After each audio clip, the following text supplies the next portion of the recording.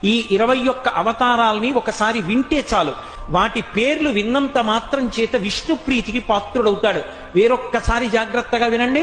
మొట్టమొదట ఆదినారాయణుడు సనకసనందనాదులు, దాని తర్వాత వచ్చినటువంటిది యజ్ఞవరాహావతారం, యజ్ఞవరాహావతారం తర్వాత నారదుడు, నారదుడి తర్వాత నరనారాయణుడు, నరనారాయణుల తర్వాత వచ్చినటువంటిది కపిలావతారం, కపిలావతారం తర్వాత దత్తాత్రేయావతారం, దత్తాత్రేయావతారం తర్వాత యజ్ఞావతారం, యజ్ఞుని యొక్క అవతారం తర్వాత వృషభావతారం, వృషభావతారం తర్వాత వచ్చింది పృథుమహారాజు గారి అవతారం, పృథుమహారాజు గారి అవతారం తర్వాత వచ్చినటువంటి అవతారం మత్స్యావతారం, తర్వాత కూర్మావతారం, తర్వాత ధన్వంతరి, తర్వాత మోహిని, తర్వాత నరసింహుడు, తర్వాత వామనమూర్తి, తర్వాత పరశురాముడు, తర్వాత రాముడు, తర్వాత బలరాముడు, బలరాముడి తర్వాత కృష్ణ భగవానుడు, కృష్ణ భగవానుడి తర్వాత బుద్ధావతారం, బుద్ధావతారం తర్వాత కల్కి అవతారం.